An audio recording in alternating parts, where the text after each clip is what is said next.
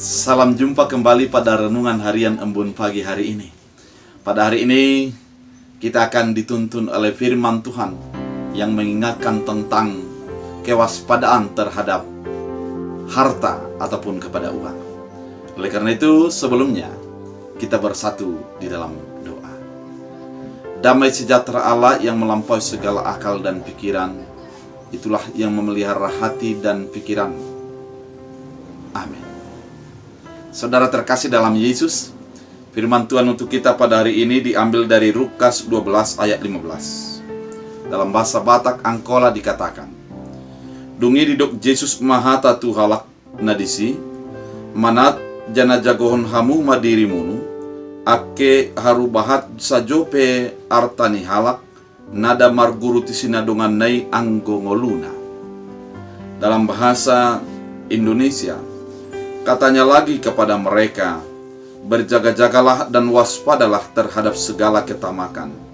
Sebab walaupun seorang berlimpah-limpah hartanya, hidupnya tidaklah tergantung dari kekayaannya itu." Demikian firman Tuhan. Saudara terkasih dalam Kristus Yesus, sewaktu mahasiswa, saya memiliki kesempatan untuk berbicara dengan seorang menteri pada waktu itu. Kemudian ketika berbicara, dia menceritakan tentang bagaimana harta. Dia mengatakan, gaji saya sekarang 25 juta. Pada waktu itu 25 juta begitu banyak per bulan. Kemudian dia mengatakan, namun sesungguhnya yang bisa saya makan hanyalah sebatas 2-4 juta. Itulah yang bisa saya makan setiap bulannya. Sisanya menjadi kepunyaan orang lain. Mengapa menjadi kepunyaan orang lain? Ada biaya listrik, ada biaya untuk penjaga keamanan, ada biaya untuk asisten rumah tangga, ada biaya untuk asisten untuk membuat taman di rumah, ada biaya proposal dari orang yang meminta, dan itulah yang menjadi digunakan dari 25 juta ini. Dan dia mengatakan, penghayatan saya ternyata sedikit banyaknya uang bukan menentukan kebahagiaan kita, namun bagaimana kita mensyukuri apa yang ada bagi kita. Kalimat ini merupakan sebuah kalimat yang perlu direnungkan, dihayati di dalam kehidupan kita. Memang banyak orang yang berlomba untuk memiliki banyak uang, sehingga segala cara dan segala hal dilakukan agar memiliki banyak simpanan dan banyak materi yang dia dapatkan. Banyak orang yang melakukan kecurangan, banyak orang yang melakukan korupsi, dan yang lain sebagainya itu. Namun pada akhirnya semuanya tidak akan bisa menyelamatkan.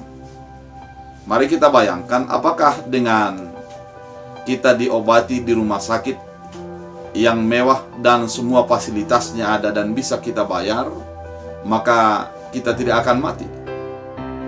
Tidak, kita juga akan mati. Apakah memang ketika kita sudah memiliki banyak harta, maka semuanya bisa kita bayar? Di dunia ini bisa semua kita bayar. Namun, kalau kepada penghakiman akhir, maka tidak bisa kita bayar.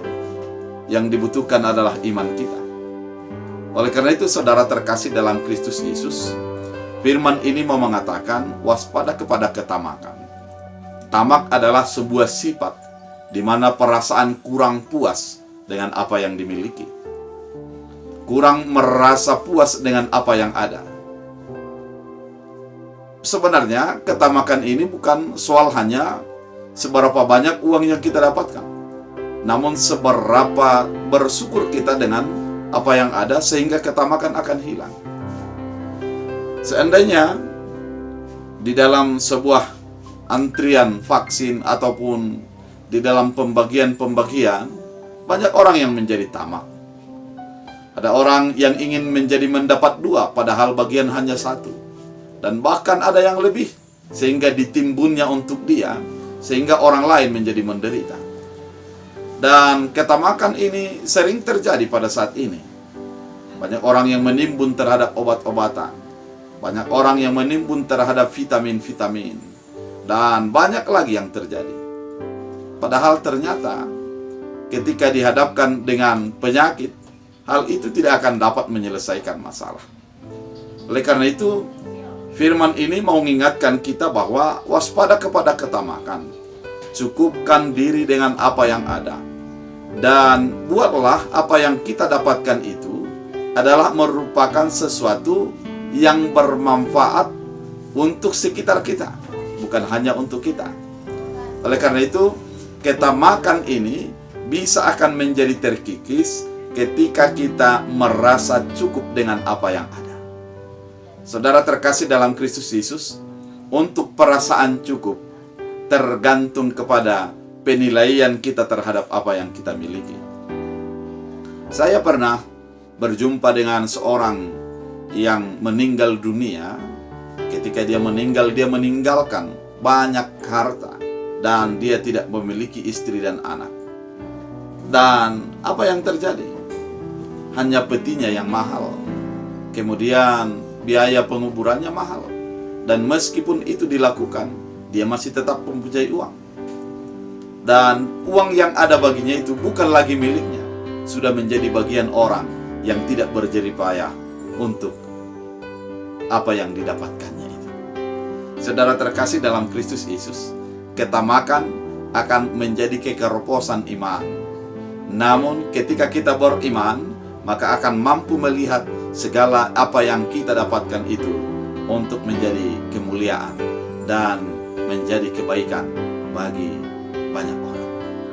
Oleh karena itu, saudara terkasih dalam Kristus, waspada kepada ketamakan, cukupkan dirimu dengan apa yang ada padamu. Kita bersatu di dalam doa. Terima kasih Tuhan atas firman yang Kau nyatakan mengingatkan kami agar kami bisa menahan diri terhadap harta. Harta begitu banyak godaannya. Namun ketika kami mencukupkan diri, mensyukuri apa yang ada, dan bisa berbagi daripada apa yang kami miliki, di sana akan tercapai sebuah kebaikan. Oleh karena itu, ketamakan akan menghanyutkan kami, karena kekayaan tidak akan bisa menjamin segala sesuatu yang ada dalam hidup kami.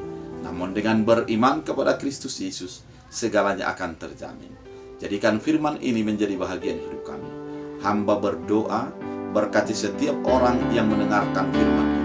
Kuatkan mereka, hiburkan mereka, teguhkan hati pikirannya, agar tetap mencukupkan segala apa yang ada dimiliki. Berkati juga setiap orang yang bekerja, dan limpahkan sukacita dalam kehidupan mereka. Berkati yang sakit, sembuhkan, dan Engkau menjamah tubuh mereka, obat yang mereka makan, agar menjadi kesehatan yang baru. Berkatilah setiap orang yang berseru kepada Tuhan. Dalam Kristus Yesus kami berdoa. Amin. Tuhan Yesus.